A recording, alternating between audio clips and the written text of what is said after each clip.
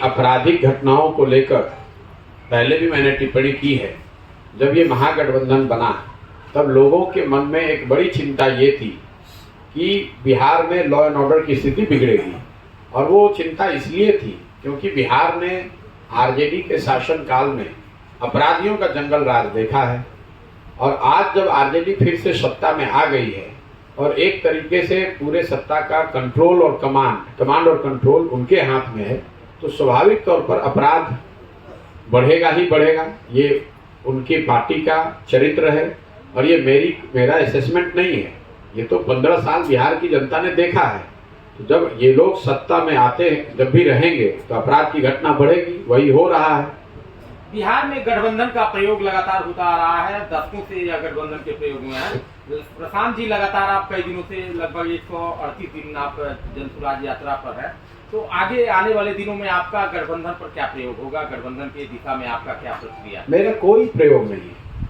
मेरा प्रयोग जो है वो एकदम आपके सामने है कि दल और गठबंधन की बात ही नहीं है। बिहार में जो कुव्यवस्था है, बिहार में जो हम लोग के बदहाली है, इसको सुधारने का एक ही उपाय है। जब तक यहाँ समाज के स्तर पर प्रयास नहीं किया जाएगा, लोगों को समझाया नहीं जाएगा, लोगों को जगाया नहीं जाएगा और उनकी मदद से एक नई राजनीतिक व्यवस्था नहीं बनाई जाएगी, तब तक बिहार को सुधारने का कोई रास्ता नहीं है। जो जिन परेशानियों की आप बात कर रहे हैं, ये ऐसी कोई परेशानी मैं नहीं बता रहा हूँ, आप नहीं पूछ रहे हैं, जो लोगों को पता नहीं है। थोड़ा कम या ज़्यादा लोग तो वो भुगत रहे हैं, लोग तो वो जिंदगी जी रहे हैं। इसके बावजूद जो उनका वोटिंग बिहेवियर है, जो जब वो वोट देते हैं, लोगों को चुनते हैं, तब उनसे गलती होती है। तो जब तक आप जड़ को नहीं सुधारेंगे, तब तक आप अकेले लड़ें, गठबंधन में लड़ें, कोई प्रयोग कर लें, ये सुधरने वाला नहीं है। इसीलिए जन सुराज की जो पूरी परिकल्पना है कि पहले लोगों को गांव-गांव जाकर ये बताया जाए कि अगर आपको जो परेशानी है, आपको जो दिक्कतें हैं, गरीबी बदहाली है, अगर इसको सुधारना है तो आपको अपनी समस्याओं और अपने बच्चों के भविष्य के विषयों पर वोट करना होगा। अगर आप जाति, धर्म, भारत, पाकिस्तान, पुलवामा, चाइना पर वोट करते रहेंगे, लालू जी के डर से भाजपा को, भाजपा के डर से लालू जी को वोट करते रहेंगे, तो सारी समस्याओं को जानने, समझने, चर्चा करने के बाद भी आप उसको सुलझा नहीं पाएंगे। दूसरा उद्देश्य है कि अगर जनता समझ जाए तो उनके पास एक बेहतर विकल्प होना चाहिए, और वो विकल्प कोई व्यक्ति न बनाए बल्कि समाज मिलकर बनाए। इसीलिए ये जो पूरा प्रयोग किया जा रहा है कि समाज में हर उस व्यक्ति को चुनकर निकाला जाए जो नया विकल्प बनाना चाहता है, नई व्यवस्था बनाना चाहता है। जब पदयात्रा खत्म होगी, पूरे बिहार से ऐसे लोगों को चिन्हित करके निकाल लिया जाएगा। सब लोग बैठ कर तय करेंगे कि भाई दल बनाया जाना है कि नहीं, और अगर सब लोग तय करते हैं कि दल बनाना है तो दल उस समय बनेगा, लेकिन वो दल प्रशांत किशोर का नहीं होगा, किसी व्यक्ति, किसी परिवार, किसी जाति का न होकर वो उन सारे लोगों का होगा जो इसको मिलकर बनाएंगे और आगे इसको मिलकर चलाने की व्यवस्था बनाएंगे। और तीसरा जो पदयात्रा का उद्देश्य है, अगर लोग समझ भी गए, उन्होंने अच्छे लोगों को चुन भी दिया, तो बिहार को सुधारने के लिए आपके पास कोई विजन होना चाहिए, एक कार्यक्रम होना चाहिए, योजना होनी चाहिए। तो पदयात्रा में वही किया जा रहा है कि जमीनी हकीकत को समझकर, धरातल पर उतरकर, समस्याओं को समझकर, वहाँ के संभावनाओं का असेसमेंट करके हर पंचायत के विकास के लिए योजना बनाई जा रही है, ताकि बिहार के हर पंचायत को आने वाले 10 साल में कैसे विकसित बनाया जाए, इसकी परियोजना बन रही है, इसकी योजना बन रही है। इन तीनों चीज़ों के समायोजन से समाज में जागृति हो, ताकि वो अपने और अपने बच्चों के भविष्य के लिए वोट करें। दूसरा, उनके पास सही लोगों का विकल्प हो, और तीसरा, उन लोगों के पास बिहार को सुधारने के लिए अगले 10 साल का एक सोची समझी योजना हो। तीनों को जब आप मिलाएंगे तभी बिहार को सुधारने की दिशा में कोई प्रयास हो सकता है। बिहार में लगातार जो जाति है, धर्म है, और उसके बाद जो है चुनाव में धनबल का बड़े पैमाने पर प्रयोग होता है। प्रशांत किशोर इससे कैसे निपटेंगे? प्रशांत किशोर इससे नहीं निपट सकते, इससे समाज को निपटना है। इसीलिए बजाय इसके कि मैं प्रयास करूं, मैं कहूं कि मैं ठीक कर दूंगा, मैं समाज को कह रहा हूं, अगर समाज में जागृति आ जाएगी तो लोकतंत्र में जन बल के आगे कोई बल नहीं है। तो बाहुबल है, धन बल है, जाति बल है, धर्म बल है, वो सारा बल जन बल के आगे फेल है। तो अगर एक तो ये उपाय है कि आप पेड़ की टहनियों को ठीक करें, पत्तों को गिने, ठीक करें। दूसरा ये उपाय है कि उसके जड़ को ही आप ठीक कर दीजिए। तो प्रशांत किशोर वो प्रयास कर रहे हैं कि वो जड़ ही ठीक हो जाए। अगर जनता समझ जाएगी तो ना जनबल रहेगा, ना बाहुबल रहेगा, ना जाति बल रहेगा। बहुत से युवा वर्ग हैं जो पद यात्रा से जुड़कर अपना राजनीतिक भविष्य तलाश रहे हैं। आपके पद यात्रा में या फिर जन स्वराज में युवाओं के लिए क्या है राजनीतिक भविष्य? नहीं, बिल्कुल उनके लिए है, सबके लिए वो भूमिका है। जो जन स्वराज में हम लोग क्लब की व्यवस्था कर रहे हैं, मैं हजारों की संख्या में युवाओं से मिलता हूँ और मेरा ऐसा मानना है कि जब नए लोग राजनीति में आएंगे तभी बिहार को सुधारा जा सकता है। पिछले 30 साल में बिहार का एक आंकड़ा आपको दे देता हूँ। पिछले 30 साल में बिहार में जितने लोग एमएलए एमपी बने हैं, चाहे जिस दल से बने, अगर सबकी आप सूची बनाएंगे तो आपको पता चलेगा कि 1250 से 1500 परिवार के लोग ही यहाँ एमएलए एमपी बनते रहे, जबकि बिहार में रहने वाले परिवारों की संख्या 3 करोड़ से ज्यादा है। तो स्वाभाविक तौर पर ऐसा तो है नहीं कि यही 1250-1500 परिवार के लोगों को सब कुछ पता है। तो बिहार में जन स्वराज हर पंचायत में 3 से 4-5 क्लब खोल रहा है। इन क्लबों के माध्यम से युवा जो राजनीति में आकर अपनी एक सकारात्मक भूमिका निभाना चाहते हैं, समाज की मदद करके, समाज के लिए कुछ काम करके, उनको ये आज़ादी है, उनको ये अवसर है। और वो मेरी दिन की शुरुआत ही होती है ऐसे युवाओं से मिलने से जो इन क्लबों के कुछ के संचालक हैं, जो इन क्लबों को बना रहे हैं। आपके सिवान अकेले में 650 से ज़्यादा ऐसे क्लब खुल गए, 650 से ज़्यादा ऐसे क्लब गांव-गांव में खुल गए हैं जो कि जन स्वराज से जुड़ा हुआ है। और हर क्लब में मिनिमम 100 लोग जुड़े हुए हैं। 100 लोगों के युवाओं के समूह ने मिलकर जब 100 लोग एक समूह बनाते हैं तब उसको क्लब के तौर पर मान्यता दी जाती है। आज सिवान में 650 से ज़्यादा ऐसे क्लब चल रहे हैं। जातीय जनगणना को एक एडमिनिस्ट्रेटिव एक्सरसाइज के तौर पर देखते हैं, क्योंकि जातीय जनगणना की कोई कॉन्स्टिट्यूशनल वैलिडिटी नहीं है। ये संवैधानिक उसको आधार नहीं है उसका। जनगणना जो है वो सेंटर का विषय है। राज्यों को ये अधिकार नहीं है कि वो संवैधानिक आधार पर जनगणना करा सकें। इसीलिए बिहार सरकार की जो अधिसूचना जारी हुई है उसमें इसको जनगणना नहीं बताया गया। ये एक सर्वे है, गणना कर रहे हैं, सर्वे कर रहे हैं। गणना, सर्वे, काउंटिंग जो भी है, इस तरह के सर्वे जो हैं वो होते रहते हैं। कोई भी जनगणना, कोई भी गणना इस तरह की, कोई भी जो सर्वे है जिससे समाज के विभिन्न वर्गों की स्थितियों के बारे में सरकार को बेहतर जानकारी मिले, उसमें कोई दिक्कत नहीं, होनी चाहिए। बिहार में भी हो रही है, इसके होने से कोई दिक्कत भी नहीं है। तो मैं उस नजरिए से इसके पक्ष में हूँ।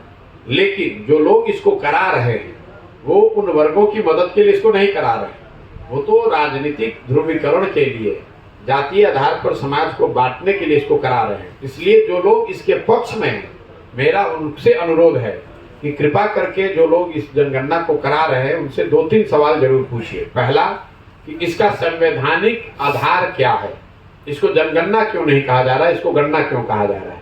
दूसरी बात कि जब ये जनगणना हो जाएगा तो इस पर कार्यक्रम बनाने के लिए आपके पास क्या सोच है, क्योंकि दलितों की गणना, उदाहरण के तौर पर दलितों की गणना स्वतंत्रता के बाद से हो रही है, फिर भी आज भी दलित इस देश में सबसे गरीब और पिछड़ा है। तो अगर सिर्फ गणना मात्र से ही लोगों की स्थिति सुधर जाती तो किसको नहीं पता है कि बिहार के लोग सबसे गरीब हैं। ये तो गणना हुआ पड़ा है कि बिहार में प्रति व्यक्ति आय 35,000 रुपया है, देश में प्रति व्यक्ति आय 1,45,000 रुपये है। तो आप बिहार के लोगों की इस इनकम को बढ़ा दीजिए। गणना करना एक बात है, आप लाइब्रेरी में जाएंगे और वहाँ किताबों के बीच में बैठ जाएंगे तो उससे आइंस्टीन और न्यूटन थोड़ी ना बन जाइएगा। अरे भाई, उस किताब को पढ़ना भी पड़ेगा, पढ़कर समझना भी पड़ेगा। तो ये तो बेवकूफ़ी है कि सिर्फ गणना करके लोगों को सुधारा जा सकता है। अगर ऐसी बात होती तो बिहार के विभिन्न वर्गों का, कम से कम जिन वर्गों की गणना, मुसलमानों की गणना तो हो रही है, और मुसलमानों की हालत आप जाकर देख लीजिए, यहाँ पर उनकी गरीबी का आलम देख लीजिए, उनके बदहाली फटेहाली की आलम देख लीजिए। तो सिर्फ जो लोग भी इस झांसे में आ रहे हैं कि गणना हो जाने मात्र से उनकी स्थिति सुधर जाएगी, उनको बेवकूफ़ बनाया जा रहा है। ये उनसे सिर्फ जातीय उन्माद फैलाकर वोट लेने की प्रक्रिया है, न उसको किसी को सुधारने की सोच है। न भाई, इतने दिनों से जिन वर्गों की ये लोग राजनीति कर रहे हैं, ये दोनों दल आरजेडी जदयू वगैरह, उन्हीं वर्गों की स्थिति तो आज सबसे ज्यादा खराब है। आज बिहार में सबसे गरीब कौन है? सबसे गरीब दलित है, सबसे गरीब अति पिछड़ा है, सबसे गरीब मुसलमान है। और ये तीनों वर्गों के लोग ही तो वोट कर रहे हैं जदयू और आरजेडी को। तो अब नया क्या वोट कर देंगे कि ये लोग सुधार देंगे? और ये 32-33 साल से यही लोग शासन में हैं, तो कम से कम इन 3 वर्गों की स्थिति तो सुधरनी चाहिए थी ना भाई।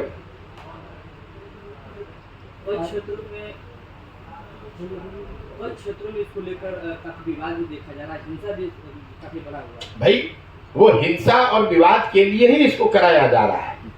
मैंने शुरू में ही बता दिया, जो इसके विरोध में है मैं उनको भी ये कहना चाहूंगा कि आप इसका बिल्कुल विरोध मत कीजिए। क्यों विरोध कर रहे हैं? अगर समाज में सही मायनों में कोई वर्ग छूट गया है जिसके बारे में सरकार के पास, शासन के पास सही जानकारी नहीं है, और वो जानकारी अगर आती है, उस जानकारी के आधार पर उस वर्ग की अगर कुछ मदद होती है तो ये बिल्कुल होना चाहिए। इसमें दिक्कत क्या है? 139वां दिन है पद यात्रा का। प्रशांत किशोर का क्या अनुभव है?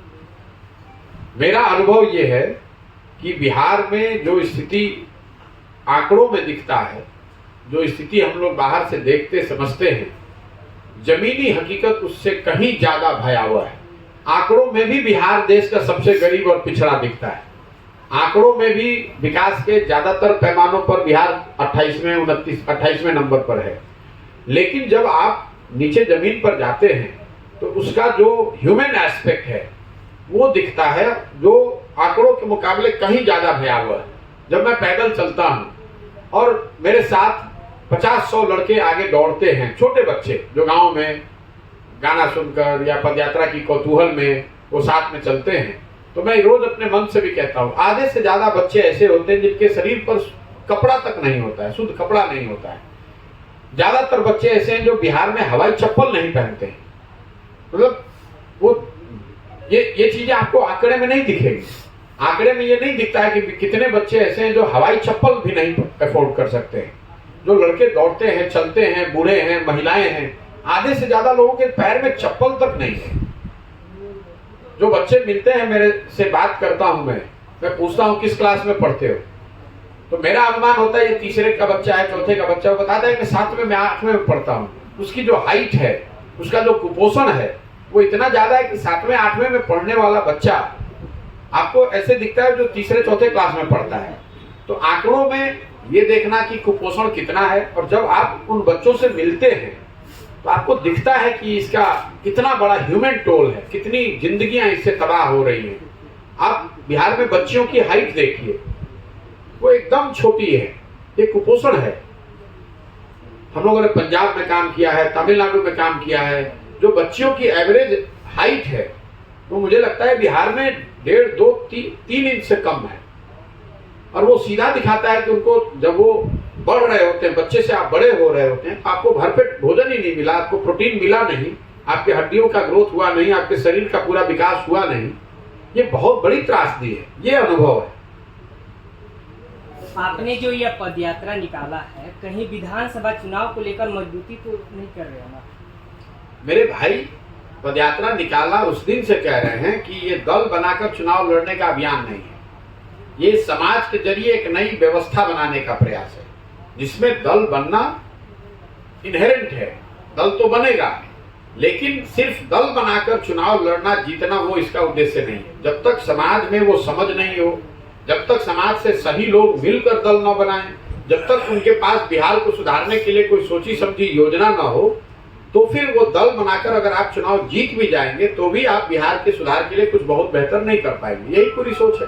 2024 में लोकसभा का चुनाव होने वाला है, तो लोकसभा चुनाव में जनसुराज की भागीदारी होगी प्रशांत किशोर जी? मैं नहीं जानता हूँ। मैं इतना ही जानता हूँ कि मैं इस पदयात्रा को जितनी ईमानदारी और शुद्धता से कर सकता हूँ वो करूँ। मैं 2 अक्टूबर से चल रहा हूँ। 2 अक्टूबर से मैंने गाड़ी पर पैर नहीं रखा है, एक दिन भी ब्रेक नहीं लिया है। ऐसा नहीं कि मैं 10 किलोमीटर 15 किलोमीटर पैदल चलूँ, 4 किलोमीटर गाड़ी पर चल रहा हूँ। ऐसा भी नहीं कि आज कल शिवरात्रि है तो मैं घर चला जाऊँ। मैं 2 अक्टूबर से इस चीज को मैंने शुरू किया है, और जितनी शक्ति बुद्धि भगवान ने मुझे दी है उसको पूरा लगाकर, जीवन का सब कुछ दांव पर लगाकर इसको ईमानदारी और शुद्धता से कर रहा हूँ।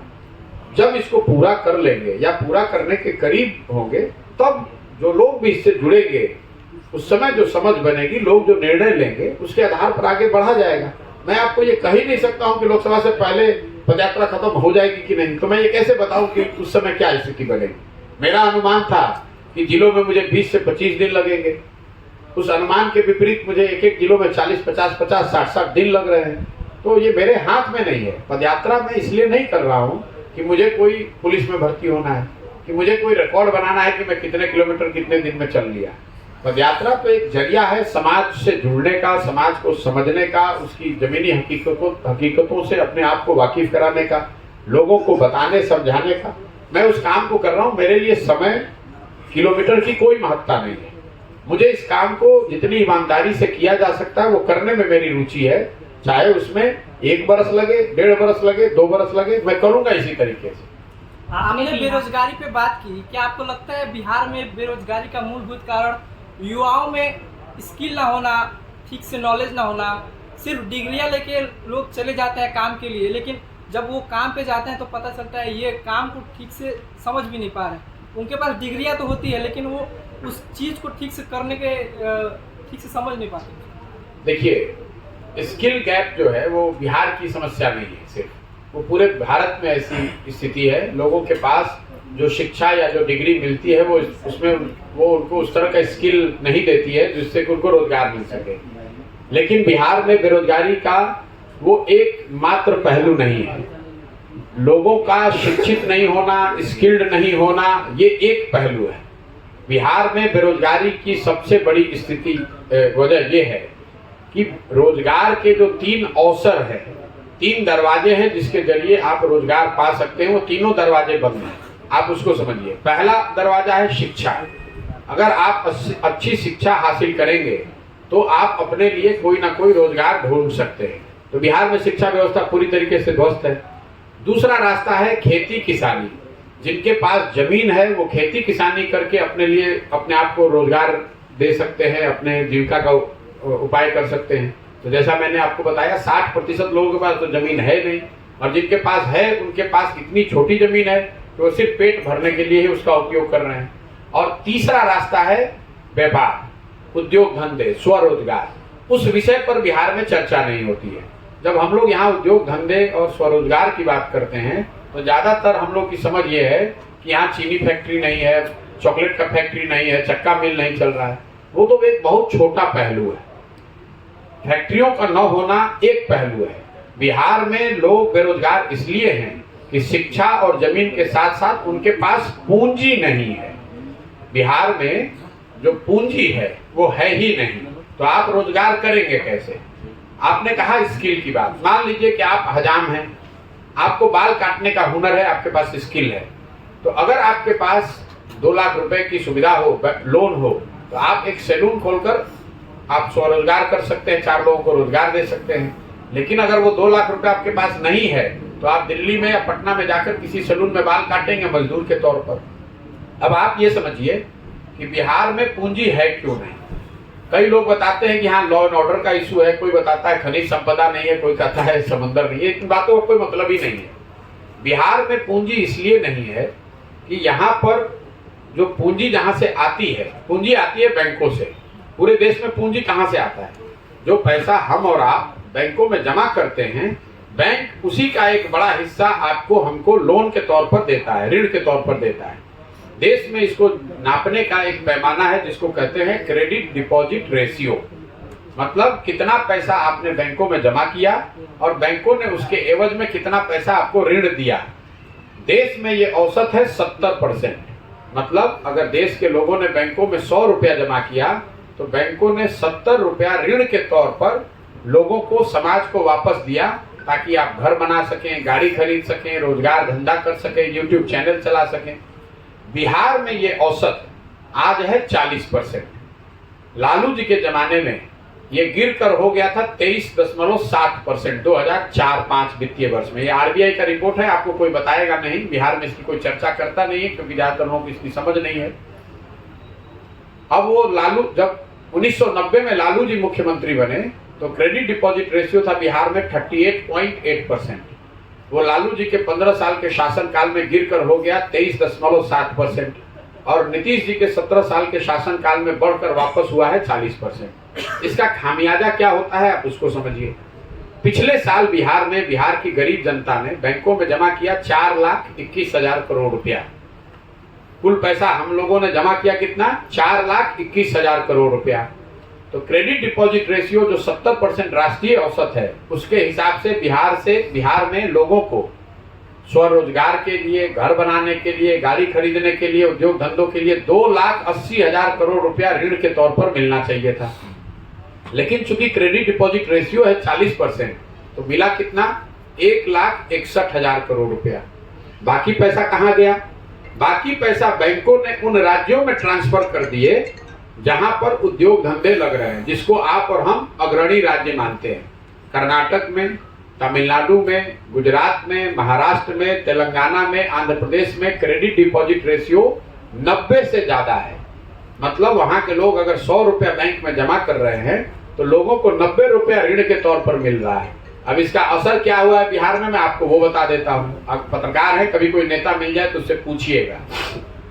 1990 से लेकर पिछले वित्तीय वर्ष तक 2021-22 तक बिहार से बैंकों ने 26,35,000 करोड़ रुपया 26,35,000 करोड़ रुपया बिहार के लोगों का बैंकों में जमा किया हुआ, इसको ट्रांसफर कर दिया दूसरे राज्यों में।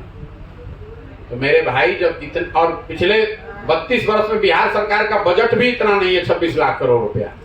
आप जरा अंदाजा लगाइए, ये 26 लाख करोड़ रुपया अगर बिहार के लोगों को ऋण के तौर पर मिलता तो कितने लोगों ने घर बनाया होता, कितने लोगों ने गाड़ियां खरीदी होती, कितने लोगों ने अपने कृषि को उन्नत बनाया होता, कितने लोगों ने स्वरोजगार की और अलग अलग प्रयास किए होते। और ये इतना बड़ा पैसा है, जब पूंजी रहेगी नहीं तो आपको रोजगार मिलेगा कैसे? तो बिहार में अगर बेरोजगारी को खत्म करना है तो सबसे पहले क्रेडिट डिपॉजिट रेशियो को 70 राष्ट्रीय औसत के बराबर या उससे बेहतर करने की जरूरत है। अगर ये हो जाए तो हर साल 2 से 2.5 लाख करोड़ रुपया बिहार के लोगों को मुफ्त में मिलने लगेगा काम करने के लिए। यही वजह है कि आप देखते होंगे दिल्ली में, बॉम्बे में, बड़े शहरों में घर खरीदने के लिए बैंक लोन देने के लिए प्रचार कर रहे हैं कि आइए हमसे लोन लीजिए, हमारा ऋण का शर्त आसान है, हमारा ब्याज का दर कम है। वही हाउसिंग लोन जब आप बिहार में लेने जाते हैं, गाड़ी खरीदने के लिए लोन लेने जाते हैं, यूट्यूब चैनल चलाने के लिए लोन देने जाते हैं, तो आपको बैंकों को घूस देना पड़ता है। आप, क्योंकि बैंक यहाँ पैसा दे ही नहीं रहे। और ऐसा नहीं कि ये बैंकों की स्वेच्छा है, ये उन पर संवैधानिक जिम्मेवारी है। मुख्यमंत्री के अध्यक्षता में ये कमिटी है जो बैंकों पर ये जिम्मेवारी देता है कि आप जिस राज्य में जितना पैसा जमा करा रहे हैं वहां कम से कम 70% पैसा ऋण के तौर पर दीजिए। लेकिन जैसे बिहार की दूसरी सारी व्यवस्थाएं ध्वस्त हैं, वैसे ही ये व्यवस्था भी ध्वस्त है। मुख्यमंत्री ऑन रिकॉर्ड हर साल ये बैठक भी करते हैं, वहां पर बैंकों के अधिकारियों से आग्रह भी करते हैं कि भैया इसको बढ़ाइए। लेकिन जैसे दूसरे विभाग वाले नहीं सुन रहे, वैसे बैंक वाले भी उनकी बात नहीं सुन रहे हैं।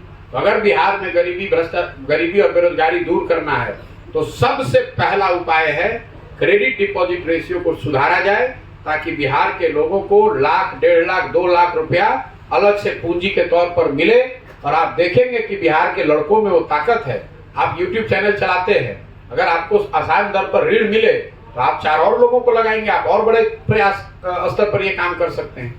तो पूंजी की उपलब्धता स्वरोजगार के लिए सबसे ज्यादा जरूरी है, जिस पर बिहार में न कभी चर्चा होती है, ना कोई बात करता है, ना पत्रकार सवाल करता है। इसलिए मैं हर मीटिंग में इसकी चर्चा करता हूँ। अगली बार कभी किसी नेता से आप मिलिए, फिनांस मिनिस्टर से मिलिए, तो उनसे पूछिएगा जरूर। और नीतीश कुमार को भी बुलाकर पूछिए, जिसको आप पढ़ा लिखा मानते हैं, कि साहब पिछले 32 साल में बिहार से 26.5 लाख करोड़ रुपए, ये आरबीआई की रिपोर्ट है, प्रशांत किशोर का आंकड़ा नहीं है, 26,35,000 करोड़ रुपया बिहार से शिफ्ट हो गया दूसरे राज्य में। तो हम लोग खाली लड़कों को नहीं शिफ्ट कर रहे हैं मजदूर बना के, अपनी पूंजी भी दूसरे जगह भेज रहे हैं, अपने लड़कों को मजदूर बनाकर दूसरे जगह भेज रहे हैं। तो हम लोग की गरीबी नहीं रहेगी तो गरीबी किसकी रहेगी? ठीक है भैया, बहुत बहुत धन्यवाद। एक छोटा सा सवाल। अब भैया बहुत लोग बैठे हैं। ठीक है, चलिए बहुत बहुत धन्यवाद।